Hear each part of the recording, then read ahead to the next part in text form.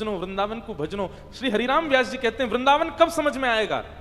तब कहते हैं कनक कूट कोटिक लग तजिए, कनक कूट कोटिक लग तजिए। इसको मनगढ़ंत बात मत समझना। हरिराम व्यास जी भारत के सबसे श्रेष्ठ विद्वान थे किसी समय पर। उनके आगे कोई विद्वान अपनी विद्वत्ता दिखा नहीं पाता था। वही हरिराम व्यास जी जब काशी गए, बनारस गए, वहां के विद्वानों को हराने के लिए, तब महादेव ने आकर के हरिराम व्यास जी को कहा, बोले व्यास जी तुम्हारा काम विद्वानों को हराना नहीं है, अपनी विद्वत्ता से वृंदावन रस को प्रकट करना, ये तुम्हारा काम है, जाओ वृंदावन जाओ।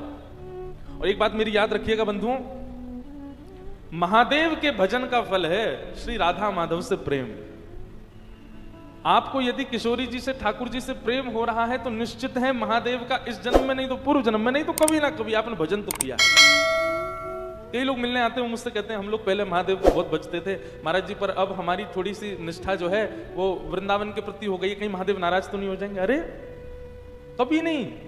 महादेव प्रसन्न होते हैं तब अपने वैष्णव को वृंदावन का उपासी बना देते हैं। बुरा मत मानिएगा, अन्यथा मत लीजिएगा मेरी बात को, लेकिन महादेव को भज रहे हो 40 साल से और अभी भी महादेव ही प्रिय लगते हैं, तो अभी महादेव प्रसन्न नहीं है। महादेव प्रसन्न होते हैं तो शामा शाम प्रिय लगने लग जाते हैं। हमारी श्री जी का, हमारी किशोरी जी का सबसे ज्यादा यश किसने गाया? महादेव ने गाया। राधा कृपा कटाक्ष स्तोत्र कौन गाता है? हिमालय की कंदराओं में बैठे महादेव ध्यान कर रहे थे, तभी पार्वती जी आकर के पूछती हैं आप तो महादेव हो, दुनिया के सब तो देव हैं, आप तो महादेव हो, महादेव को किसी की उपासना की इच्छा कैसे हो सकती है, आप किसको भजते हो? तब महादेव उनको राधा कृपा कटाक्ष स्तोत्र सुनाते हैं। बोले पूरा विश्व मेरा ध्यान करे पर मैं तो अपनी श्यामा जी को ध्यान करूं, मैं तो किशोरी जी को ध्यान करूं। सदा श्री राधा रानी का स्मरण करते हैं महादेव। मुझे इतनी प्रसन्नता हुई, अभी जब नासिक में कथा थी तो मैं त्र्यंबकेश्वर गया, प्रथम दिन गया और अंतिम दिन गया, 2 ही दिन, क्योंकि बाहर जाना अलाउ नहीं था मुझे। तो जब मैं त्र्यंबकेश्वर गया तो वहां के सब पुजारी जैसे ही मुझे देखा तो वे सब पता क्या बोले? श्री राधा वल्लभ लाल की। मैं ये सुनते ही बिल्कुल स्तब्ध हो गया। मैंने कहा आपने ऐसा क्यों कहा? तो वहां के पुजारी बोलते हैं, बोले हम वर्षों से त्र्यंबकेश्वर भगवान की सेवा करते आए, हमेशा कपाट खोलते ही शिव महिम्न स्तोत्र बोलते हैं, ओम नमः शिवाय का उच्चारण करते हैं, हर हर महादेव बोलते हैं, पर आपने बताया कि महादेव के निज ठाकुर जी श्री राधा वल्लभ लाल हैं जो कि वृंदावन में विराज रहे हैं, और महादेव के सामने यदि जाकर के राधा वल्लभ लाल की जय बोलोगे तो तीनों नेत्र खोल करके देखेंगे। तो तब से हम लोग यही बोलते हैं, श्री राधा वल्लभ लाल की जय। जो लोग, अभी श्रावण भी आने वाला है, इस बार का श्रावण मेरे कहे से करना। जितनी देर श्रावण में आप महादेव का अभिषेक करो, इस बार ओम नमः शिवाय, ओम नमः शिवाय बोलना चाहिए। ओम नमः शिवाय से सारे कष्ट हरते हैं भैया, वो सर्वोपरि मंत्र है। अपने कष्ट निवारण के लिए यदि आप महादेव के पास गए हो तो ओम नमः शिवाय बोलना, लेकिन महादेव को प्रसन्न करने यदि गए हो तो अब की बार जब जल चढ़ाओ, दूध चढ़ाओ, गन्ने का रस चढ़ाओ, कुछ भी चढ़ाओ, उस समय हमारी श्री जी का नाम कहना, श्री राधा श्री राधा श्री राधा श्री राधा। आप अनुभव करेंगे महादेव के रोए खड़े हो जाएंगे, महादेव आनंदित हो जाएंगे। महादेव तो सबसे बड़ी उपासी है हमारे वृंदावन के। तो श्री हरिराम व्यास जी उन काशी गए, काशी से महादेव ने उनको भेजा, अरे व्यास जी आप अपनी विद्वत्ता से विद्वानों को हरा रहे हो, ये सब छोड़ो, जाओ वृंदावन। वृंदावन जाकर के अपनी विद्वत्ता से वृंदावन यश को गाओ। वो हरिराम व्यास जी जब वृंदावन आते हैं तब गाते हैं, कनक कूट कोटिक लगते जिए, भजिए कुंवर कन्हैया, हेरी मेरो वृंदावन साचो धन भैया। कनक कूट कोटिक लग तजिए, बोले मेरू पर्वत के समान धन संपत्ति आदि मिलने के बाद भी उनका त्याग कर दो, सब तज हरि भज, सब छोड़ छाड़ करके जब कृष्ण को भजोगे, श्री जी को भजोगे, तब वृंदावन रस समझ में आएगा। वृंदावन रस समझने के लिए संसारी रस को त्यागना तो पड़ेगा। प्रेम नगर की सकरी हैं गलियां, प्रेम नगर की सकरी हैं गलियां, तामें दो ना समान मुसाफिर प्रेम नगर मत जा। प्रेम नगर प्रेम नगर कहते हैं हमारे वृंदावन को। कई लोग कहते हैं महाराज जी वृंदावन में बड़ी छोटी छोटी गलियां हैं। क्यों है छोटी छोटी गलियां? तामें दो ना समान। यदि आपके चित्त में प्रेम आ गया वृंदावन के प्रति, तो वृंदावन आपके चित्त में आने से पहले झांक करके देखेगा कि आपके चित्त में कोई और तो नहीं है। यदि कोई भी चित्त में हुआ तो वृंदावन नहीं प्रवेश करेगा। प्रेम नगर मत जा, प्रेम नगर का पंथ कठिन है, प्रेम नगर का पंथ कठिन है, तामे ना चल पाए मुसाफिर प्रेम नगर मत जा। लोग बात कहते हैं महाराज जी आशीर्वाद दो, या फिर दरबार में आके प्रार्थना करते होंगे कि हमें ब्रजवास मिल जाए, हमें वृंदावनवास मिल जाए। माफ कीजिएगा, क्षमा कीजिएगा, जैसे उल्लासनगर में रहते हो, जैसे मुंबई में रहते हो, जैसे पुणे में रहते हो, जैसे पूरी दुनिया में रहते हो, वैसे ही जाकर के वृंदावन रहे तो अपराध करोगे आप वृंदावन में। जैसे सब जगह रहे वैसे ही वृंदावन में रहे, तो फिर वृंदावन क्यों रहे आप? वहीं रहते जहां थे। वृंदावन में रहो तो भैया वृंदावन का रूप अलग है, वृंदावन का स्वरूप अलग है। सुनना चाहेंगे? अच्छा ये जो फॉर्मूला ये हम पे लागू नहीं होता, क्योंकि हम तो ब्रजवासी, हमारा जन्म वृंदावन को है। हम तो चलते फिरते वृंदावन ही है, ब्रजवासी से वृंदावन ही है।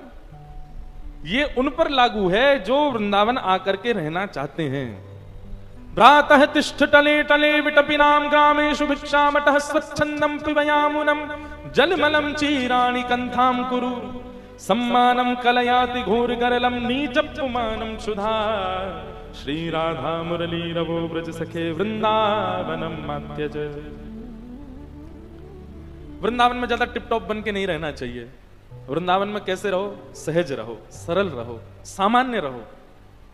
आप कहोगे क्यों? अरे इसके पीछे लॉजिक है भैया। सब लोग इधर देखो, ध्यान से सुनो। 2 ही दिन की बात है, आज और कल। परसों से तान दुपट्टा सोते रहना है। सो के कब आप लोग? 6 बजे तो कथा ही होती है। ये तो 2 बजे जहां कथा होती है वहां हम बोलते हैं कल से सोना। वृंदावन में ज्यादा सज धज के नहीं रहो। क्यों भैया? पहली बात तो वृंदावन में श्रृंगार करने को अधिकार केवल श्यामा श्याम को है। ब्याह में दुल्हा दुल्हन से ज्यादा सज के अगर चले गए तो बताओ कितनी बुरी बात है। ये अत्याचार किया कि नहीं आपने दुल्हा दुल्हन के साथ? आप इतने बढ़िया बन के गए, सब आपको देख रहे हैं, उनको कोई देख ही नहीं रहा है। अरे ब्याह में दुल्हा से ने कम सजो, दुल्हन से ने कम सजो, दुल्हन वो लगे, आप नहीं। सही है कि नहीं बात? और कोई इतनी ज्यादा सज धज के चलो जाए ब्याह में, बोले दुल्हन तो सामने पर लग ही रही है। लेकिन वृंदावन में ऐसा नहीं है। वृंदावन में दुल्हन तो हमारी श्यामा जो है। आप जबरदस्ती क्यों ज्यादा श्रृंगार करो? पहली बात तो यह कि वृंदावन में सजवे को अधिकार केवल श्यामा श्याम को है, बाकी सब तो सामान्य रहो। दूसरी बात, वृंदावन में ज्यादा सज धज के रहने की आवश्यकता क्यों नहीं है? बोले भैया इतने सामान्य रहो, इतने सहज रहो कि लाल जी को आप पे दया आ जाए, काउदना वही पकड़ के आपको श्रृंगार कर दें, काउदना वही आपको सजा दें। यहाँ पे तो मैं सजाऊं है, तू बड़ा ऐसा घूमे है, सामान्य सा बनो। और जा दिन शाम सुंदर श्रृंगार करेंगे ना, बाद ना सबरे श्रृंगार फीके रह जाएंगे। मीराबाई श्रृंगार थोड़ी करती हैं, मीराबाई सामान्य रहती हैं, लेकिन उनके चेहरे पर फिर भी सुंदरता क्यों दिख रही है लोगों को? क्योंकि उनका श्रृंगार ठाकुर जी करते हैं। सूरदास के पास नेत्र नहीं है, बिना नेत्र का व्यक्ति, बिना नेत्र के सूरदास जी क्यों सुंदर लगते हैं सबको? क्योंकि उनका श्रृंगार ठाकुर जी करते हैं वृंदावन में। श्री हितहरिवंश महाप्रभु, उनके चरित्र में ऐसा वर्णन आता है कि एक बार एक राजा ने उनको देख लिया महाराज, वो व्याकुल ही रहता था कि इनको देखूं, इनको देखूं, इनको देखूं, जबकि कुछ नहीं करते थे, कोई ऐसा लिपापोती नहीं मुख पर। क्यों लगते थे सुंदर? क्योंकि श्याम सुंदर श्रृंगार करते हैं।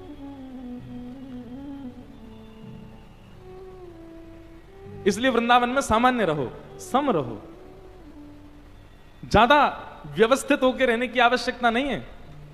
अब व्यवस्था में रोज कोई दिखे तो हम ही उसको कहेंगे भाई थोड़े नेक व्यवस्थित हो जाओ। काउ दिना श्याम सुंदर कहें तू नेक व्यवस्थित है जा।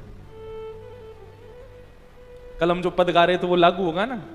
तू अपनो श्रृंगार करत है, ये दर्पण हाथ दिखावत है, तू है सखी बड़ भाग बड़ी, नंदलाल तेरे घर आवत है। वृंदावन की लीलाओं में कभी कभी वर्णन आता है, रस लीलाओं में, कि कभी कभी शाम किशोरी जी का श्रृंगार ललिता जी करती हैं, विशाखा जी करती हैं, कीर्ति मैया करती हैं। पर जिस दिन श्याम सुंदर श्रृंगार करते हैं ना किशोरी जी का, वादना किशोरी जी को एक चुनरी में ही रखना पड़े। मतलब कैसी चुनरी? जो ट्रांसपेरेंट होती, जो झीनी सी, जामे से नेक हल्को हल्को दिखाई दे, ऐसे ही किशोरी जी को रखना पड़ता है। नहीं तो अगर उनने घूंघट ऊपर कर लियो सब निहाल ले जाएं, ठाकुर जी स्वयं देख के निहाल ले जाएं। ऐसा श्रृंगार करें ठाकुर जी। तेरो मुखनी को की मेरो श्यामा प्यारी, तेरो मुखनी को की मेरो श्यामा प्यारी, दर्पण ले बैठो मृगनैनी, सांची कहो वृष भानु दुलारी, तेरो मुखनी को की मेरो श्यामा प्यारी। तो वृंदावन में सम रहो, सामान्य रहो। क्यों? दो कारण। प्रथम कारण तो वहां दुल्हा दुल्हन बैठे, उनको सजन दो, तुम काहे को सज रहे हो। और दूसरा कारण कि हमारी सम रूप पर, हमारे सामान्य वेशभूषा पर काउ दिन ठाकुर जी रीझ जाएं और रीझ करके ठाकुर जी हमारा श्रृंगार कर दें। अच्छा देखो, इसका एक उदाहरण बताएं। महादेव, महादेव से ज्यादा सम और सरल रहने वाला कोई दूसरा देवता नहीं है। पूरी दुनिया में चले जाओ, महादेव कैसे बैठे हैं? भभूति रमाए बाबा भोलानाथ आए, भभूति रमाए बैठे हैं, गले में सर्प, कानन में कुंडल, ध्याये नित्यम महेशम रजतगिरि निभम चारु चंद्रावतंशम, रत्ना कल्पोज्वलांगम पयुषमृगवरा भीति हस्तम प्रसन्नम, पद्मासीनम समन्तास्तुतमर गणै व्याधि कृत्यम वसानम, विश्वाद्यम विश्ववंद्यम अखिल भयहरम पंचवक्रम त्रिनेत्रम। कितने सम रहते हैं महादेव। ये देखो, ये ऊपर विराज रहे हैं झूलेलाल जी के बगल में, कैसे सम। लेकिन इनका वृंदावन में दर्शन करो। वृंदावन में कैसे हैं? नथनी पहन रखी है, आंखन में काजर लगा रखो है, गले में नवलखा को हार पहन रखो है, होठन में लालिमा लगा रखी है, गाल में लाल लाल गुलाबी गुलाबी जैसे गुलाब जामुन धरे हो ऐसे कर रखे हैं, और महाराज मांग में सिंदूर भर रखो है, जटा केश बना ली हैं, और ऊपर से लगाए सुंदर चुनरी ओढ़ करके बिल्कुल सज धज करके। ऐसा श्रृंगार, ऐसा रूप, ऐसा स्वरूप पूरे विश्व में नहीं है महादेव का जैसा हमारे वृंदावन में। क्यों? क्योंकि वृंदावन में श्रृंगार श्याम सुंदर ने किया है महादेव का। वृंदावन में श्रृंगार मत करो, वृंदावन में सम रहो। सबसे पहली बात, वृंदावन में रहो तो ऐसे रहो। दूसरी बात, ग्रामीषु भिक्षामटः। वृंदावन में दूसरा कार्य आपको सबसे विशेष यह करना पड़ेगा कि वृंदावन में स्वयं निर्माण करके कुछ मत पाओ। वो बात अलग है कि किसी की अगर परंपरा में ऐसा है कि वो स्वपाकी है आदि, कोई बीमार है, वो उन सब के लिए सब लागू नहीं है। जो ठीक है, फिट हैं, वो क्या करें? स्वयं बना करके कुछ मत पाओ और किसी से बनवा करके कुछ मत पाओ, तो ब्रजवासिन के घर से मांग के पाओ। बहुत बहुत सामान्य बात लगती है सुनने में, करने में उतनी कठिन है, लेकिन यदि कर लोगे आप याद करोगे फिर मुझे। एक बार प्रयास तो करके देखो वृंदावन जब जाओ। और सुनो, मेरे घर मत आइयो आप लोग, क्योंकि आते सीधे बोलोगे हम तो उल्लासनगर से आए, वसंत शाह दरबार से आए। अपरिचित जगह पे जाओ जहां आपका परिचय नहीं हो। क्योंकि ये बात मैं कथा में कहता हूं, मेरी मैया मोड़ रोज डांटे बोले, इतनी भीड़ लगी रहे पूरे दिन, कहां ते पवाऊं सबन ने। आप पाओ वहां पर, कोई बात, अपरिचित के यहां जाओ, जिसको आप जानते नहीं हो, जिस घर को आप जानते वहां जाओ, वहां जाकर के मधुकरी मांग के पाओ। मधुकरी का नियम है, अंजलि में जितना आता है, इसको अंजलि कहते हैं, इसमें जितना आए केवल उतना पाना है, उससे अतिरिक्त नहीं। और इसी में पाना है, थाली में नहीं। वृंदावन लोग बाग भागते तो बहुत हैं, वृंदावन में भीड़ तो बहुत हो रही है, पर वृंदावन की तरह रह कौन रहा है जैसा वृंदावन में रहना चाहिए। ग्रामेशु भिक्षामट, ब्रजवासी के यहां जाकर के अंजलि फैला लो, डोरबेल बजा देना, आए जैसी कोई, हाँ भैया बताओ कांते आयो भैया लाला, बोले आपके घर में जो बनो हो सो हमको दे दो, थोड़ा सा दे दो। और सुनो, यदि वो लाकर के दे दे तो बड़ी कृपा, और यदि ओके भैया कहीं और चलो जाए, यहां ना आए तो समझियो और ज्यादा कृपा। फटकार के भगा दे तो फिर कोई और के घर जाओ। और इसमें लज्जा नहीं करना, ठाकुर जी तो बिन बुलाए डोले इनके घर। अरे सो चटक मटक सो ठाकुर, तीनों लोकन हूं मैं नाय।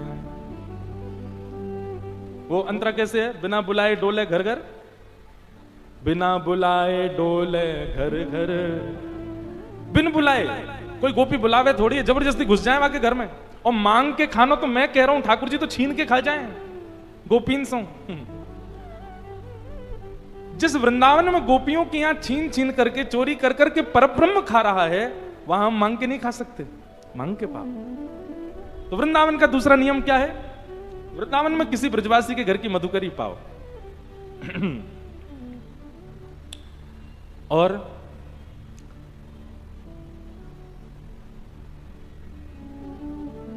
स्वच्छंदम पिबयामुनम जलमलम,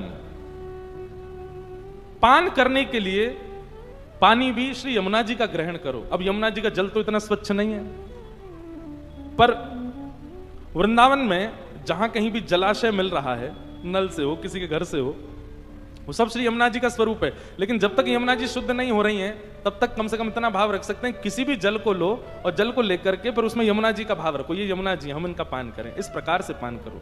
स्वच्छंदम पिबयामुनम जलमलम।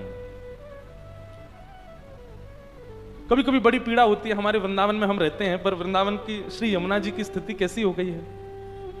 मैं स्वयं ब्रजवासी, स्वयं वृंदावनवासी, मुझे खुद को यमुना जी में स्नान किए 3-4 वर्ष हो गए होंगे। कोविड में जब थोड़ा पानी स्वच्छ हुआ था तब स्नान किया था, और वो भी 6-7 वर्ष बाद किया था। ना करने का कारण, इतना दूषित कर दिया यमुना जी को। भगवान श्री कृष्ण को जब पता चला कि यमुना में कालिया नाग आ गया, ठाकुर जी रात भर नहीं सोए। और हम आप सब लोग भजते तो वृंदावन को इतना है, वृंदावन भीड़ तो इतनी हो रही है, पर यमुना जी के शुद्धिकरण के लिए कौन विचार करता है, कोई नहीं। कितने भी ग्रंथ उठा लो, कितने भी साहित्य उठा लो, सब जगह यही वर्णन है, ठाकुर जी लीला कहां करते हैं, यमुना के तट पर, यमुना के तट पर, यमुना के तट पर। पर उस यमुना के लिए करता कौन है कुछ, कोई भी नहीं। पूरी राजधानी की गंदगी आती है हमारे वृंदावन में, कोई विचार ही नहीं करता इस विषय पर। पर मेरा बहुत मन होता है कि मैं इस भाव को कहूं। 2 बातों की पीड़ा मुझको थोड़ी सी रहती है अपने मन में। एक तो वृंदावन का वन खत्म हो गया, और दूसरा वृंदावन से श्री यमुना जी का जो हमने स्थिति कर दी। ठाकुर जी बड़े चिंतित रहते होंगे इस बात से।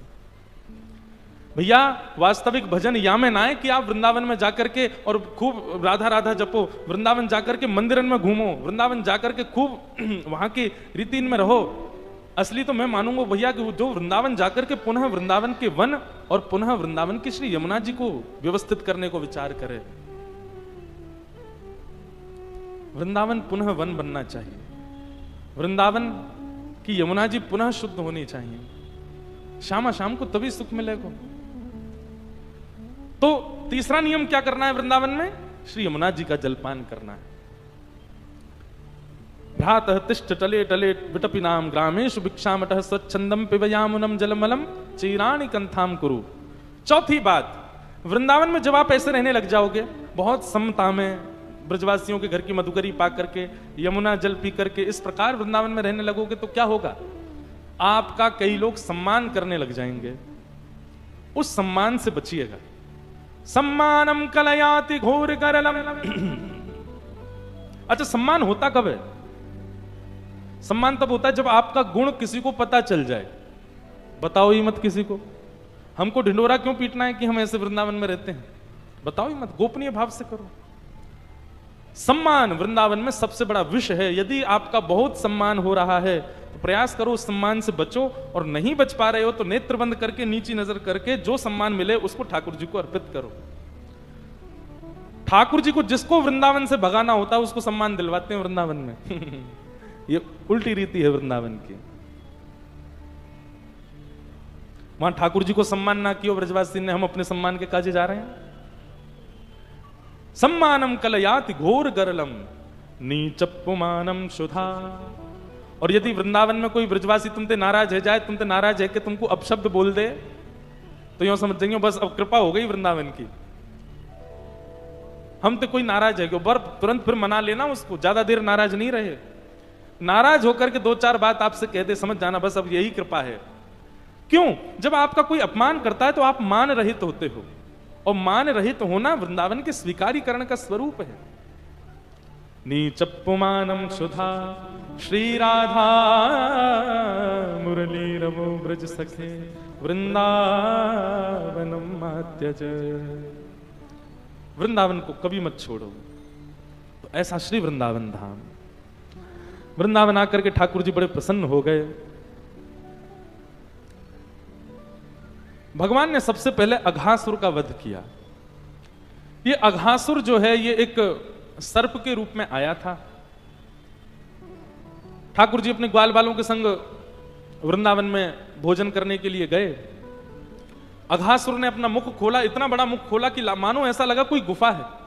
ठाकुर जी सब ग्वाल बालों के संग जैसे ही उसके मुख में प्रवेश किया, उसने अपना मुख बंद करके विष उगलना प्रारंभ किया। सब ब्रजवासी मूर्छित हो गए। ठाकुर जी ने उसके कंठ में जाकर के अपने शरीर को इतना फुला लिया, अघासुर बीच में से फट गया, उसका वध हो गया।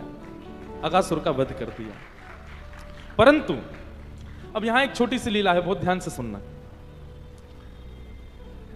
भगवान के सब ग्वाल बाल मूर्छित हो गए, विष के कारण सब मूर्छा में चले गए। ठाकुर जी मन में विचार करने लगे, बोले भैया सब ग्वाल बाल मूर्छित हो गए, तो भगवान ने अपनी दिव्य दृष्टि से सबको पुनर्जीवित कर दिया। पर सब ब्रजवासियों ने यह बात कि ठाकुर जी ने एक सर्प का वध किया, यह बात अपने अपने घर पर जाकर के 1 वर्ष बाद बताई। आज ठाकुर जी ने सर्प का वध किया, पर ग्वाल बालों ने 1 वर्ष बाद अपने अपने घरों में कही यह बात कि पता है आज तो लाला ने एक सर्प को वध किया। तो बोले भैया ये एक सर्प का एक वर्ष का विलंब क्यों हुआ बीच में? 1 वर्ष का विलंब क्यों? तब यहां कथा आती है कि जब ठाकुर जी ने सब ग्वाल बालों को दिव्य दृष्टि से पुनर्जीवित किया, तो भगवान सब ग्वाल बालों के संग बैठ करके वनभोज करने लगे। सब ग्वाल बालों के संग बैठ करके ठाकुर जी वनभोज कर रहे हैं।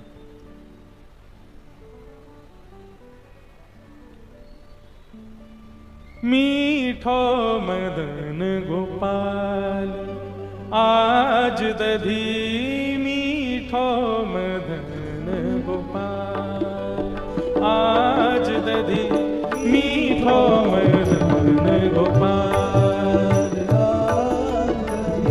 श्री सुखदेव जी महाराज इतना सुंदर वर्णन करते हैं ठाकुर जी वनभोज कैसे करते हैं। ठाकुर जी की इस छवि का दर्शन करो। विभ्रद वेणुम जठर पटयो श्रांग वित्रे च कच्छे, वामे पाणे मृषण कवलम तत्फलम लांगुलीषु, तिष्ठन् मध्ये सुप्रसुहितो हासयन् निर्मभिस्वे, स्वर्गे लोके मिशति विभुजे यज्ञ भुक्पाल केली। सब लोग दर्शन करो कैसे बैठे हैं ठाकुर जी। सब ग्वाल बालों में होड़ लगी है, लाला तू मेरी तरफ मुंह करके बैठ, तू मेरी तरफ मुंह करके बैठ। अब ठाकुर जी बड़ी चिंता में पड़ गए, बोले किसकी तरफ मुख करके बैठूं? जिसकी तरफ मुख करके बैठूंगा तो दूसरे सब नाराज हो जाएंगे। सो ठाकुर जी ऐसे बैठे हैं, इस प्रकार का अपना रूप बना करके बैठे हैं कि सब ग्वाल वालों को लग रहा है लाला हमारी तरफ भी मुख करके बैठो है, लाला हमें ही देख रहा है। और उसमें भी ठाकुर जी का स्वरूप कैसा है? अपनी एक बाम में ठाकुर जी ने वंशी रखी है, दूसरे बाम में ठाकुर जी ने गैया बुलावे वालों एक श्रृंगी रखी है। ये छवि सुनकर के चित्त में धारण करने वाली है। बनाओ, और कोई चित्रकार हो तो इसका रूप बना के दिखाओ। हमने एक बार एक चित्र बताया नासिक में, 35 पेंटिंग आ चुकी हैं अब तक मेरे पास बन के, ठाकुर जी और राम जी की एक साथ गले में गलवैयां डाले। उसकी कुछ एक कथा सुनाई थी उसके अकॉर्डिंग। लेकिन एक ये भी स्वरूप है श्रीमद् भागवत के 10वें स्कंद में, इतने सुंदर सुंदर स्वरूप है ठाकुर जी के, कोई चित्रकार बनाए तो सही इनको। चारों तरफ ग्वाल बाल बैठे हैं और बीच में ठाकुर जी इस प्रकार से बैठे मानो सबको लग रहा है कि ठाकुर जी उन्हीं को देख रहे हैं। एक बाम में ठाकुर जी ने वंशी दबा रखी है और अपने दूसरे बाम में ठाकुर जी ने गैया बुलावे वाली श्रृंगी दबा रखी है। एक श्रृंगी रखते हैं ठाकुर जी ऐसे, उसको बजाते हैं तब गैयाओं को पता चलता है कि नंद भवन वापस जावे को समय आ गया है। उसको दूसरे बाम में दबा रखा है। और वामे पाणी मृषण कवलम तत्फलम लांगुलीशु, अपने बाम हस्त के बीच में ठाकुर जी ने चटनी रखी है और उंगलियों के बीच में अलग अलग अचार रखे हैं, टेंटी का अचार, आम का अचार, नींबू का अचार। इस प्रकार ठाकुर जी ने बहुत सारे अचार उंगलियों के बीच में पकड़ रखे हैं। और दाहिने हाथ में रोटी लेकर के ठाकुर जी एक रोटी खाते हैं, फिर एक अचार चाटते हैं, फिर दूसरी रोटी खाते हैं, फिर दूसरा अचार चाटते हैं और फिर बीच बीच में ग्वाल वालों से कहते हैं, तू खा लेके आयो, तू भी पवा मुकू। वो अपने हाथ से पवाते हैं। ग्वाल वाल कहले हमारो ही खा रहा है, अपनो ना खवाएगो। तब ठाकुर जी अपनी ही उच्छिष्ट, अपनी ही झूठे अचार को ऐसे दूसरों को भी पवा देते। वामे पाणे मृषण कवलम तत्फलम लांगुलीषु तिष्ठन् मध्ये सृपेषु हिदोहासे निर्मभिस्वे। और बीच बीच में मधुमंगल श्रीदामा ठाकुर जी को हंसावे के लैया चुटकुल्ला सुनामे और उन चुटकुल्ला को सुनकर के ठाकुर जी हंस हंस के गिर जामे और फिर उठे, फिर कचू खामे, फिर गिर जामे। गर्मी को समय तभी मधुमंगल एक मटकी में खूब सारी दही लेके आयो। बोले लाला मेरी मैया ने अधोटे दूध की दही जमाई है, ये सबरे ग्वाल बालन में बांट के खाएंगे, लेकिन बांटे को कौन? ठाकुर जी बोले ला मोए दे दो, मैं बांटूंगा सबन को, हिसाब बराबर दे दे के बांटूंगा। आहा, सूरदास जी की वाणी। मीठो मदन गोपाल आज दधी, मीठो मदन गोपाल मीठो मदन गोपाल आज दधी, मीठो मदन गोपाल आज दधी। ऐसो दधी हम कबहू न चाखो, ऐसो दधी हम कबहू न चाखो, ऐसो दधी हम कबहू न चाख्यो, ऐसो दधी हम कबहू न चाख्यो। सुन गोकुल के नाथ, सुन गोकुल के नाथ, आज दधी मीठो मदन गोपाल, आज दधी मीठो मदन गोपाल, आज दधी मीठो मदन गोपाल, आज दधी मीठो मदन गोपाल। सब ग्वाला कह रहे बोले लाला आज तो दही बड़ो ही मीठो लग रहा है। ठाकुर जी बोले क्यों, आज इतना मीठो क्यों लग रहा है? तब एक ग्वाला बोलो, बोले अरे अब तो चलो राज। बोले कहा? बोले लाला देवे ते पहले मटकी में ते दही निकाले, पहले स्वयं चाट ले फिर देवे। चाट चाट के दे रहो, झूठो कर करके दे रहो, या हमारे मीठो लग रहा है। भावे मोहे तिहारो झूठो, भावे मोहे तिहारो झूठो, सुंदर नयन विशाल, सुंदर नयन विशाल, जिन नहीं पायो सुनो मेरे भैया, जिन नहीं पायो सुनो मेरे भैया, जिन नहीं पायो सुनो मेरे भैया, जिन नहीं पायो सुनो मेरे भैया। मेरी हथेली चाट आज दधी, मेरी हथेली चाट। इतना सुंदर दर्शन। ठाकुर जी सबको दही बांट रहे हैं। दही बांटते बांटते खत्म है गए, ग्वाल बाल रह गए, रोने लगे। बोले लाला तने सबन को बांट दियो, हम तो रही गए। ठाकुर जी बोले अरे भैया जो नहीं पायो सुनो मेरे भैया, मेरी हथेली चाट ले।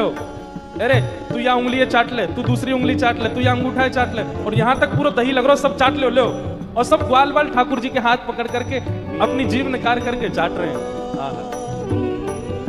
परमानंदास जी का पद है, परमानंद प्रभु इन जानत हो, परमानंद इन जानत हो, तुम त्रिभुवन के भूप हो, तुम त्रिभुवन के भूप, हाँ तुम त्रिभुवन के भूप, तुम त्रिभुवन के भूप, हे मीठो मदन गोपाल आज दधी मदन गोपाल आज दधी, मीठो मदन गोपाल आज दधी, मीठो मदन गोपाल। सब ग्वाल बालन के संग ठाकुर जी बैठ करके दही खवा रहे हैं। जो नहीं पायो सुनो मेरे भैया मेरी हथेली चाट, जा जा को दही ना मिलो सबरे आ जाओ, आकर के मेरी हथेली पर लगे भाई दही को चाट ले। अब ये तो प्रेम की बात है, परंतु जैसे ही ठाकुर जी के हाथ को चाटना प्रारंभ किया ग्वाल बालों ने, विधाता ने मन में विचार किया, ब्रह्मा जी सोचने लगे राम राम राम राम, ये भगवान है, ये परब्रह्म है, ये परमात्मा है। और जैसे ही संशय प्रकट हुआ, संशय प्रकट होते ही ब्रह्मा जी ने विचार कर लिया कि ये परब्रह्म नहीं हो सकते। और अवसर पाकर के ठाकुर जी हाथ धोने गए थे जमुना जी में, यहां सब ग्वाल बाल बैठे सब सामग्री समेट रहे थे, ब्रह्मा जी आए और सब ग्वाल बालों का हरण करके अपने साथ ले गए। ठाकुर जी ने जब पीछे मुड़ करके देखा तो कोई भी ग्वाल बाल वहां था नहीं, एक भी गैया नहीं, एक भी बछड़ा नहीं। ठाकुर जी ढूंढने लगे, कोई नहीं मिला तो रोने लगे। बंधु एक बात बताएं, ठाकुर जी को सबसे ज्यादा प्रिय भोग क्या है? 56 भोग लगाओ, ये लगाओ वो लगाओ, पर सबसे ज्यादा प्रिय उनको क्या है? उनसे प्रेम करने वाला उनके सामने बैठ जाए, उस समय भोजन भी मत दो ठाकुर जी को, स्वीकार है, वो दिखता रहे। ठाकुर जी को सबसे प्रिय अपना प्रेमी भक्त है। अभी यहां कल कथा पूरी करके हम परसों जा रहे हैं जगन्नाथपुरी।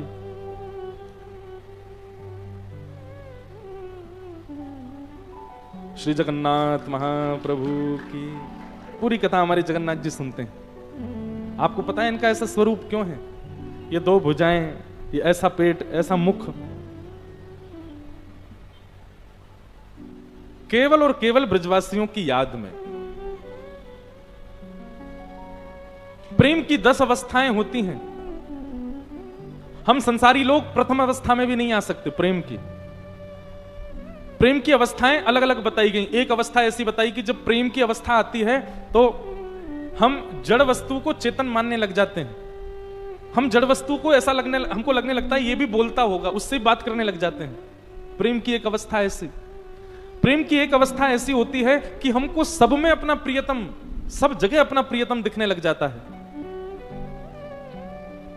कुछ खाने बैठेंगे तो उस वस्तु की सामग्री में भी प्रियतम बैठे हैं क्या?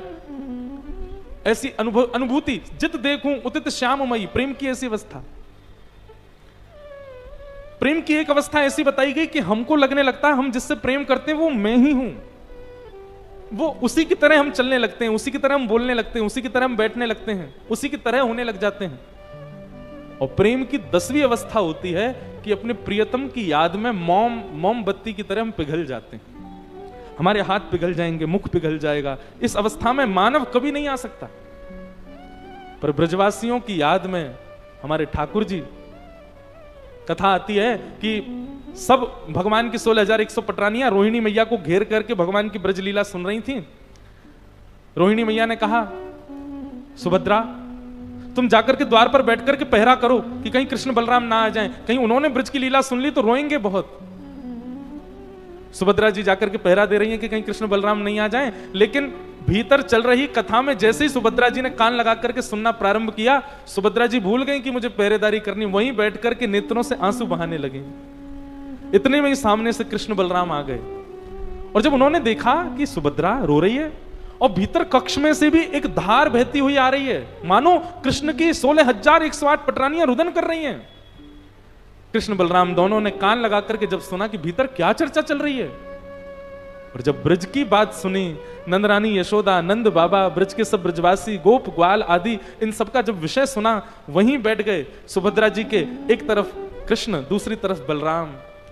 और वृंदावन की बात सुनते सुनते सुनते सुनते कृष्ण बलराम दोनों की भुजाएं खड़ी हो गईं, मानो अपनी छाती को बार बार मलते हैं और भुजा खोल करके कहते हैं, अरे भैया कोई जाओ और वृंदावन से ब्रजवासियों को ले आओ, हमारे हृदय से लगा दो। और इसी मुद्रा में जैसे ही ठाकुर जी आए, प्रेम की 10वीं अवस्था पार कर गए, मुख पिघल गया, आंख पिघल गई, नाक पिघल गई, हाथ पिघल गए, सर्वांगीण अंग पिघल गया, और हमारे विश्व को प्रेम विगलित ठाकुर जी प्राप्त हुए, श्री जगन्नाथ महाप्रभु। मैं साईं हमारे श्री गिरधर लाल जी साल में एक बार जगन्नाथ जी का भेष धारण करते हैं, रूप धारण करते हैं। रथ यात्रा वाले दिन हमारे गिरधर लाल जी के ऐसे ही नेत्र बनाते हैं, और ये 2 भुजाएं इनको हम वस्त्र के अंदर करके और 2 भुजा ऐसी बना देते हैं। परंतु निश्चित है कि जब तक मैं ब्रजवासियों का विरह प्रसंग नहीं सुनाऊंगा, गिरधर लाल जी जगन्नाथ जी नहीं बनते। जब ब्रजवासियों का विरह प्रसंग सुनाया जाता है, किशोरी जी की याद का विरह प्रसंग गाया जाता है, और वो गाते हुए जब श्रृंगार किया जाता है, तब हमारे लाल जी जगन्नाथ जी का रूप धारण करते हैं। हमको लगता है कि श्री जगन्नाथ जी को देख करके हम बड़े प्रसन्न होते हैं, पर श्री जगन्नाथ जी सदा ब्रजवासियों की याद में रहते हैं, प्रेम विगलित हैं ठाकुर जी। ठाकुर जी को सबसे ज्यादा प्रिय यदि कुछ है तो जब उनका प्रेमी उनके सामने हो। मैं क्या करता हूं कथाओं में, हम प्रेम नहीं करते ठाकुर जी से, हम तो केवल दिखावा करते हैं, बनावटी प्रेम है हम लोगों का। वास्तविक हमसे प्रेम श्री ठाकुर जी करते हैं। हम तो बनावटी लोग हैं, हम लोगों जैसी एक्टिंग कोई नहीं कर सकता, हम तो एक्टर लोग हैं, नाटक करते हैं केवल। ठाकुर जी हैं वास्तविक प्रेमी। तो नहीं तो सोचो, हमारी छोटी सी क्रिया, हमारा तनिक सा प्रयास, हमारा थोड़ा सा भी अगर ठाकुर जी के प्रेम के प्रति थोड़ा सा भी हम पद बढ़ाते हैं, ठाकुर जी कितनी ज्यादा कृपा कर देते हैं हमारे ऊपर। मानो जैसे तैयार बैठे हो, फेंटा बांध करके बैठे हो, तू अनेक आ तो सही मेरे पास, मैं दौड़ के तेरे पास आऊंगा।